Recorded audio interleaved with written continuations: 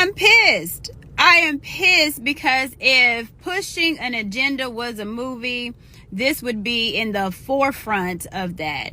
This was Woman King on steroids. If you think that I'm going to believe 100-pound black woman soaking wet is just an almighty warrior and can just body dudes like it's no tomorrow, come on.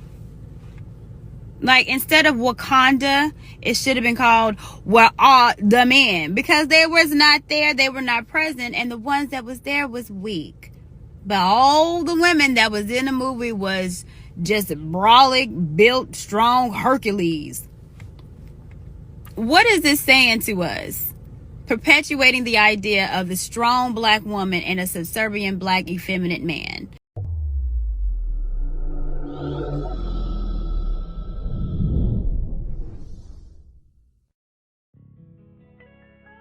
What's good, YouTube? This is KB LaFleur. You can call me KB. Welcome back to another video, man. We got a sister named Courtney Michelle and another sister that goes by South Side of Wakanda, pretty much explaining why they like and dislike the movie Wakanda Forever. But before we get into that, man, do me a huge favor. Leave me a like, leave me a comment, and leave me a subscribe. I was watching O'Shea Duke Jackson's video that he made, I believe, a couple of days ago. You have this sister right here named Courtney Michelle, and a lot of other sisters, and a lot of, well, not even a lot of your other sisters, but a lot of your men agreeing with her. And they are upset with the portrayal of black women in Wakanda Forever. And then you have the other sister who sits here and tells you, hey, you need to look more into it before you really truly talk about anything.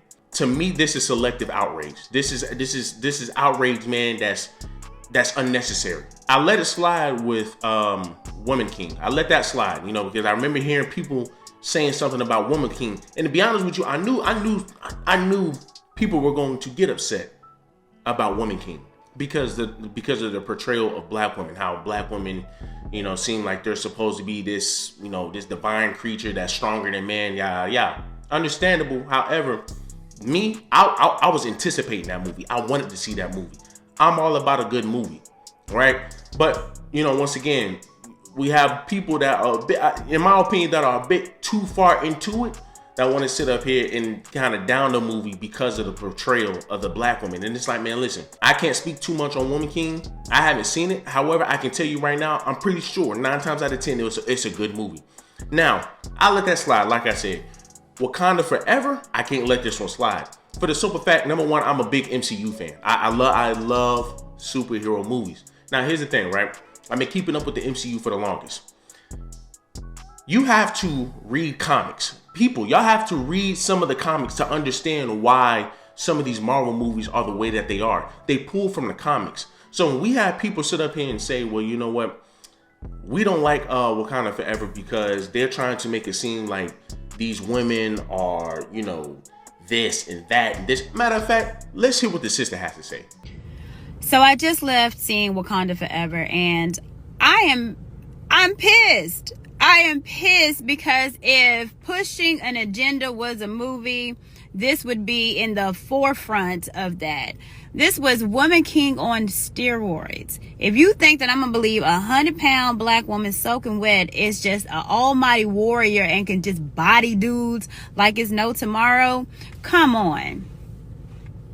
Like, instead of Wakanda, it should have been called Where Are the Men? Because they was not there, they were not present, and the ones that was there was weak. But all the women that was in the movie was just brolic, built, strong Hercules. What is this saying to us? Perpetuating the idea of the strong black woman and a subservient black effeminate man. I just think it's disgusting. I'm completely upset by the movie. And man, if this Kyrie Irving didn't teach me anything, it's when you put your life career in the hands of other people that don't look like you, then they can make you do whatever they want you to do. And this movie does not represent what African culture is. It doesn't represent what our culture needs to be. So, nah, I'm good on Wakanda.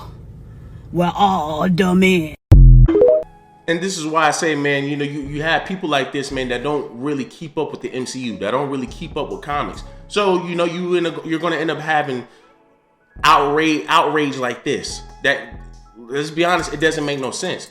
Because here's the thing, right? Give y'all a little backstory. I hope y'all know Shuri, the one that is a Black Panther right now. In the comics, she became Black Panther. Why? Because the male Black Panther was her, so she had to pick up the mantle, right? And then that's where they lead into, and I think, man, that leads into the Namor story, right? They're pulling from that. What we also have to understand is, y'all weren't saying, we weren't bringing this up when Black Panther first came out. People weren't bringing this up when Black Panther first came out. Now people want to bring it up now because guess what? Chadwick Boseman is gone. And if you think about it, look at the first Black Panther. Look at Civil War. Who is following the Black Panther? You have King T'Challa. Who is following behind him? Women are following behind King T'Challa, right? They're showing that women follow men. Women follow the men's lead. They're there to protect that man, but the man is the king. Fast forward, we got Wakanda today, right? We have Shuri. She picked up the mantle of Black Panther. Now understand that she took the herb. That's the only reason why she's as strong as she is, because she took the herb. Now, as far as your chicks that are in Dora Milaje, I understand, right? I understand they were here making it seem like these girls are strong and they badass and da. I mean, hey, allow them to have their shine. I don't see no problem with allowing them to have their shine. If you look at the comics, it's the same thing as MCU Dora Milaje. You look at the Dora Milaje comics, and you look at the MCU Dora Milaje. They're both badass. They're supposed to be badass. But once again, nobody's sitting over here saying anything about that before then. But they want to say something about it now because this movie is woman driven. It has to be woman driven. They're trying to set up Ironheart, right? So they have to put her in this. Well, they didn't have to put her in it, but she makes up for the good. She makes up for the good plot. Now listen. I can understand why people would get upset or how they portrayed Riri Williams. She seemed like she picks up more that ghetto lifestyle. If y'all look at the movie, it looks like she has more of a ghetto attitude towards her. Now I can understand the outrage about that, but everything else, you have to, first of all, you have to watch the MCU. Second of all, you have to read the comic books. If you truly want to get to understand this stuff, you have to truly read the comic books. Instead of sitting over here jumping on here and trying to get upset about a certain thing when you don't have a full knowledge of it. Then on top of that, what y'all have to understand is, in the first Black Panther had to fight M'Baku, Winston Duke, for the mantle of the Black Panther. Y'all look at the end of the movie, M'Baku and Shuri already made an agreement that she will pick up the mantle of the Black Panther, but Winston Duke, M'Baku, will be in charge of Wakanda. He's pretty much technically the ruler of Wakanda. So it's still a man ruling over Wakanda. But once again, we're gonna overlook that. Are we also gonna overlook the post-credit scene where King T'Challa has a son? So it's going to be another male growing up to fill those shoes, where women will follow the man. And if you look at Black Panther, it's always the man leading and the women follow.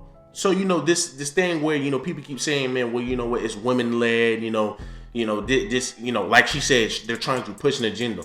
They're not trying to push an agenda. And if they are going to try to push an agenda, to me, from what it's looking like, a man is leading and you have women following behind him. Like you see back in the day where a man have multiple wives. I'm not sitting over here saying those are all his wives, but when you look at a man, one king, one man with multiple women, having all his kids, that's how I look at it. You still have a man still leading, a king, and you have women following behind him, right? So once again, right now you have a man still leading Wakanda, and then on top of that, who is going to be right after that? You have King T'Challa's son that's going to be picking up that mantle. So like I said, it's just selective outrage. It's selective. It's people being upset for no reason. They don't have a true understanding of this stuff. Let's look at this other chick's response to this video. Black woman soaking wet is just an almighty warrior and can just body dudes. Girl, what? Don't go back and watch her video. I'm just gonna explain it to you right now. My name is Brittany. I'm the co-host of the South Side of Wakanda podcast. We are two Black queens who talk about the MCU live action content. We have not read the comic books, but we enjoy these movies and talking about them. So if you haven't already, subscribe to our podcast. Now, I'm not going to address the dumbass shit that she said in this video because none of it made sense. But what I am going to address is the backlash from the video. Because she had a fundamental misunderstanding of the Black Panther lore, a lot of men are commenting on her video and duetting her video saying that we simply don't understand what happened in the movie, or she simply doesn't understand what happened in the movie because she hasn't read the comics. That's not true. All you need in order to understand what is happening in the Marvel Cinematic Universe is to watch all of that cinema, and you'll get it. Promise. Because I have never ever read a Black Panther comic book, but I know that yes, a 120 pound soaking wet Black woman can body a man if she has taken the heart-shaped herb. Yeah, she has superhuman strength now. It's a superhero movie. As someone who wants to see more women and more Black women and more non-comic book readers talk about and engage with this content, it's very disheartening that she got on here and opened her mouth to say some shit like that. You making us all look bad, bitch. Come on. I literally could go on and on talking about all of the internalized misogyny and just idiotic things that she brought up in that movie. But I won't right now. I will on the podcast, though. So make sure you subscribe and you listen to our episode. It'll be uploaded next Monday. And like I said, man, look, I don't read the comics myself. But I follow a lot of people who talk about Marvel and the MCU and the comic books and stuff. So this is where I get the understanding of, okay, this is why this is happening in this movie. This is how I know this is happening in this movie. Because you research, you read up on it. You have a lot of people sitting up here saying, well, you know, the MCU is now the MCU, and it's not. It's not. Once again, if y'all read the comics, we all know that every male superhero have a female counterpart. Every male superhero. So you got the Hulk, you have She-Hulk, you have Ant-Man, you have the Wasp, you have Captain Marvel, then you have I think his name is Marvel. I mean, dude, like the list goes on, right? The list goes on. So once again, you have people getting upset about stuff they don't know much about. Now I understand you have the end game where you had all of these women come up here and talk about, well, you know, hey, shoot, we about to go handle it, and it's just literally a bunch of all your superhero women about to go fight about to go fight Thanos or something, right? And people got upset about that, and it's like, man, look, allow them to have their shine. Allow them to have their shine. That you know, I don't see no problem with allowing them to have their shine.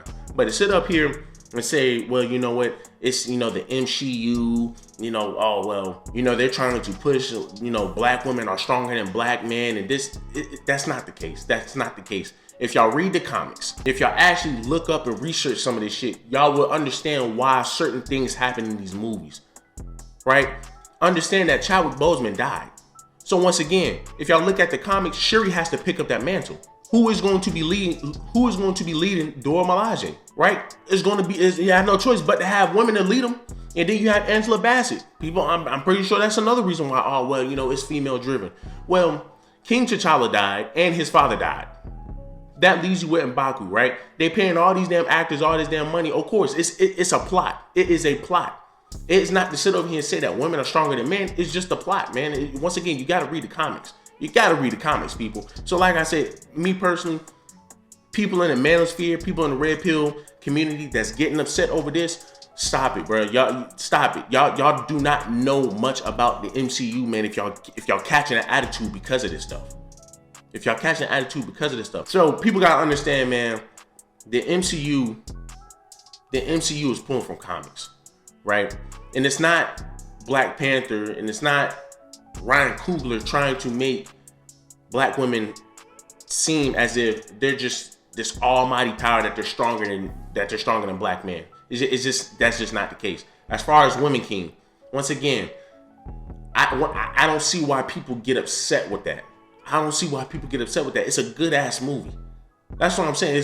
These movies are good, right? So, you know, hey, I might be wrong. Y'all let me know how y'all feel down below in the comments. Let me know how y'all feel down below in the comments, man. Before I get up out of here, do me a huge favor, leave me a like, leave me a comment, and leave me a subscribe.